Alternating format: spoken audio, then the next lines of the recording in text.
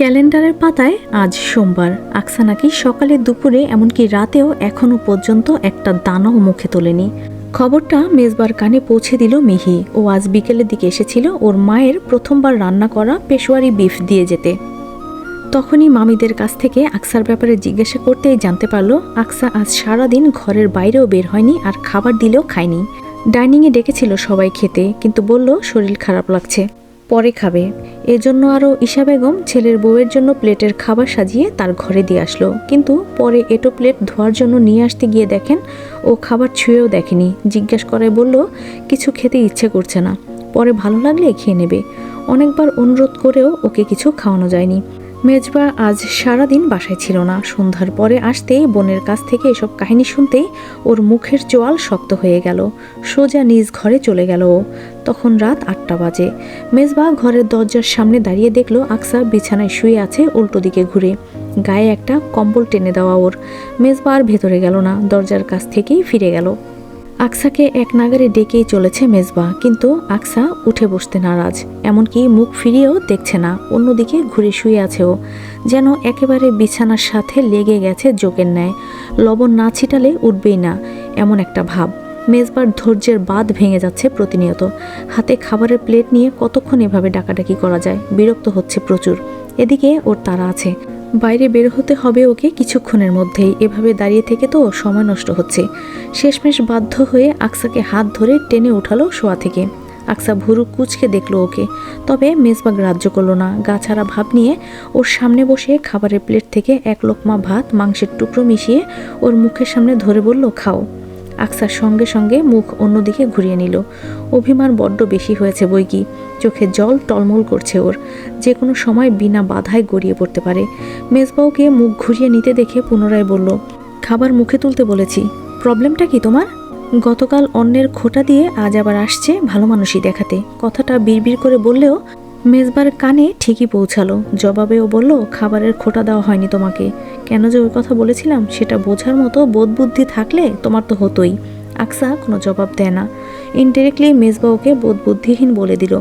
আকসা চাইলেই বিপরীতে অনেক কিছু বলে দিতে পারত, তবে এখন তর্ক করার বিন্দু মাত্র ইচ্ছা নেই ওর। এদিকে আবার খিদেও পেয়েছে প্রচণ্ড আকারে, কিন্তু খাওয়ার ইচ্ছে নেই। মেজবা ওকে গো করতে দেখে এবার কিছুটা রুড়োস্বরে বলল শেষবারের মতো খেতে বলছি, এরপর না খেলে কিন্তু তুলে আছাড় মারবো একটা।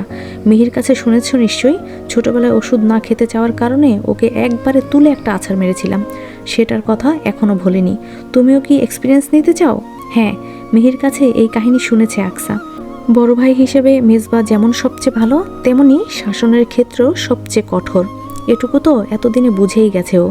মেজবাকে এখনও রাগানো সুবিধার মনে হলো না আকসার, তাই চুপচাপ ওর হাতে খেতে শুরু করলো। এরই মধ্যে মেজবা শান্ত গলায় বলল গতকাল যে শাড়িটা পরিয়েছিলাম ওই রকম সেম শাড়ি আবার খুঁজে এনে দেবো তোমাকে। আকসা সঙ্গে সঙ্গে খাওয়া থামিয়ে দিল। বিরোধ করে বলল না, আমার অন্য কোনো শাড়ি লাগবে না, যেটা পরিয়েছিলেন ওটাই লাগবে। হ্যাঁ সেটাই তো বললাম, ওই সেম শাড়ি এনে দেব। না আমি নেব না, যেটা পরিয়েছেন সেটা ঠিক করে নিয়ে আসুন, অন্য কোনো শাড়ি আমি নেব না। পোড়া জিনিস কখনো ঠিক করা যায়? হ্যাঁ এটাই বলেছি মেজবা, পোড়া জিনিস যেমন এই ধরুন পুড়ে ছারখার হয়ে যাওয়া হৃদয়, এটা কখনো ঠিক হতে পারে কি? গতকাল আপনি যেভাবে আমার হৃদয়কে পুড়িয়েছেন সেটা কোনোদিনও ঠিক হবে না। সামান্য শখের শাড়ির বিষয়ে আর নাই বলি। মেজবা একথা শুনে হাসলো সামান্য, তারপর কটাক্ষ মেশানো গলায় বলল ঠিকই বলেছ আকসা, পুড়ে যাওয়া শাড়ি আর পুড়ে যাওয়া হৃদয় কখনো ঠিক হয় না। আবার দেখো, কাচের গ্লাস যেমন ভেঙে গেলে সহজে জোড়া লাগে না, আর লাগলেও তাতে ফাটলের চিহ্ন ঠিকই থেকে যায়, তেমনি ভাঙা হৃদয়েও কখনো জোড়া লাগে না, বৃথা চেষ্টা। মেজবা সামান্য উপহাস্যে হাসলো, তারপর প্লেটটা আকসার কোলের ওপর রেখে বলল বাকি খাবারটুকু নিজে খেয়ে নাও। মেজবা ঘর থেকে বাইরে যাওয়ার জন্য পা বাড়িয়ে আবার কি মনে করে যেন থেমে দাঁড়ালো। তারপর পিছনে ঘাড় ঘুরিয়ে আকসাকে উদ্দেশ্য করে গম্ভীর স্বরে বলল আরেকটা কথা, এই বাড়িতে থাকাকালীন যেন কখনো না খেয়ে থাকতে দেখি। অন্যের রাগ খাবারের উপর দেখানো আমার পছন্দ নয়। এই বাড়িতে থাকতে হলে 3 বেলা নিয়ম করে ঠিক মতো খেয়ে দিয়ে থাকতে হবে। আজ রবিবার, মেজবার বাসায় আসার সপ্তাহ 1.5 ফুরোলো বলে। আজ ওদের বাসায় কয়েকজন আত্মীয়ের বেড়াতে আসার কথা। আকসার নানি শাশুড়ি আর শাশুড়ির খালাতো ভাই বোনদের আসার কথা রয়েছে সকাল থেকে, তাই রান্নাঘরে একাধারে কার্যক্রম চলছে। ঈশা বেগম সবাইকে সকালে নাস্তা করিয়ে রান্নাঘরে ঢুকেছেন ছোট যাকে নিয়ে। আকসা সকালের নাস্তা সেরেই ছাদে গিয়ে বসেছে। গতকাল আকাশ পুরো কালো মেঘে ঢাকা ছিল, একটুও রোদের দেখা পাওয়া যায়নি। আজ মোটামুটি রোদ উঠেছে, এটাও কতক্ষণ থাকবে বলা যায় না। তাই ওরা সবাই ছাদে পাটি বিছিয়ে বসেছে রোদ পোহানোর জন্য। ছোট ফুপু কিছুক্ষণ আগে এসেছেন। মিহি তার ছোট ভাইকে মায়ের কাছে রেখে সোজা ছাদে চলে এসেছে। মিহি এসেই আকসার পাশে বসে পড়ল। আকসা ওকে দেখে বলল, তোমার এতদিনে আসার সময় হলো তাহলে? মিহি ঠোঁট উল্টে জবাব দিল, আর বলো না ভাবি, পড়াশোনার চাপে চিড়েচ্যাপ্টা হয়ে যাচ্ছি, সময় হয়নি কয়দিন। পড়াশোনা করার চাইতে বিয়ে করে সংসার করা সহজ। বিয়ে করা ভালো না মিহি, বিয়ে করা ভালো এ কথা ভেবে থাকলে চরম ভুল করবে। আকসা উদাস দৃষ্টিতে আকাশপানে তাকিয়ে থাকে। ওর বুক ভার করে দীর্ঘশ্বাস নেমে আসে। একমাত্র ভাবিকে এমন উদাস থাকতে দেখে মিহিরও একটু মন খারাপ হয়, আবার একই সাথে কৌতূহলীয় হয়। কেন তার ভাবির মন খারাপ? আর বিয়ে সম্পর্কে সদ্য বিবাহিতা একজন মেয়ে এমন কথাই বা কেন বলবে? মিহি একটুখানি নড়ে চড়ে বসলো। আশেপাশে তাকিয়ে দেখলো রিমু আর তাহসিন বাদে আর কেউ নেই আশেপাশে।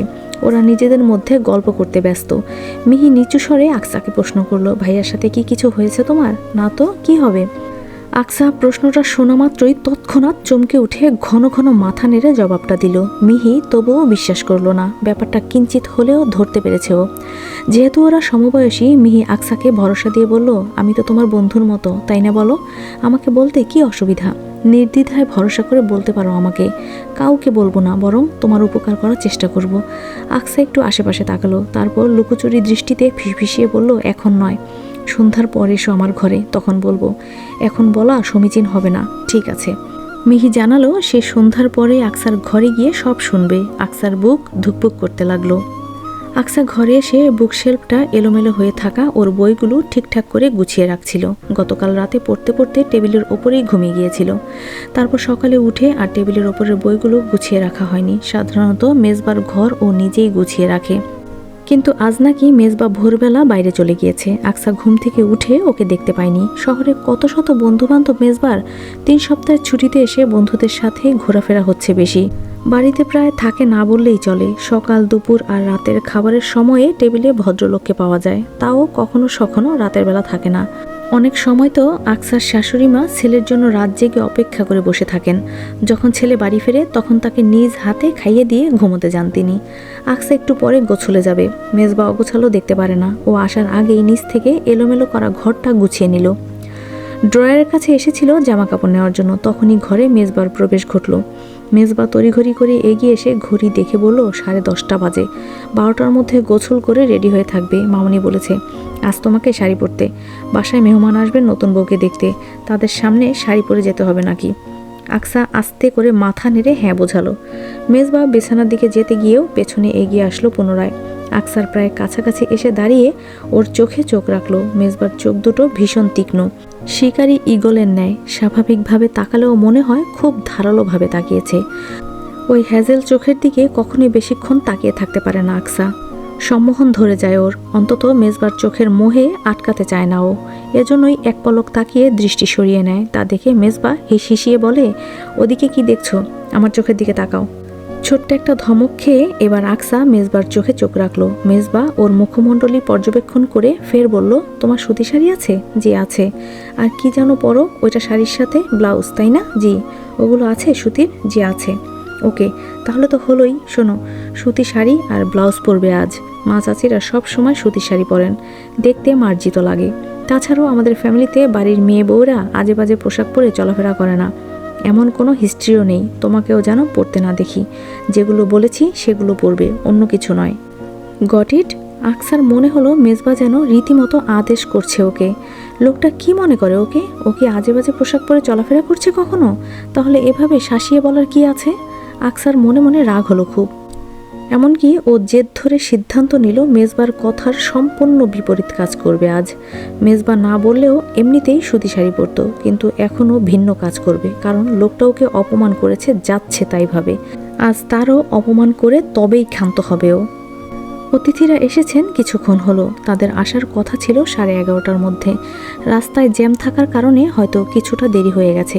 প্রায় দুপুরের খাবার সময় হয়ে গেছে বলা যায়। তাই তারা আসা মাত্রই তাদের জন্য টেবিলে খাবার দেওয়া শুরু হয়েছে। ঈশা বেগম আগে যেয়ে তার মায়ের সাথে কথা বলে আসলেন। মেজবার নানিবু ওর বিয়ের সময় অসুস্থ থাকার কারণে আসতে পারেননি। তিনি থাকেন বড় ছেলের কাছে। মা অসুস্থ থাকায় তারা আর ছোট বোনটি আসতে পারেননি এখানে। দীর্ঘ 8 ঘন্টার জার্নি তো আর কম কথা নয়। তারপরও বিয়েটা হয়েছিল হুট করেই। মেজবা আগেই নানিবুর কাছে গিয়ে বসেছে। বড় নাতি হওয়ায় ও ছোটবেলা থেকেই সবচেয়ে বেশি আদরের। নানিবু নাতির মাথায় হাত বুলিয়ে দিচ্ছিলেন। হঠাৎ কিছু একটা মনে পড়তেই তিনি বললেন, ও নাতিন, তোমার বউ কই? মেজবার আকসার কথা খেয়াল হলো তখন। ফাতিমা খাতুন পাশেই দাঁড়িয়েছিলেন। বললেন, বৌমা তৈরি হচ্ছে তো, এখনই চলে আসবে মা, ওকে ডেকে আনছি। ছোট চাচি বারান্দা পেরিয়ে চলে গেলেন আকসাকে ডেকে আনতে।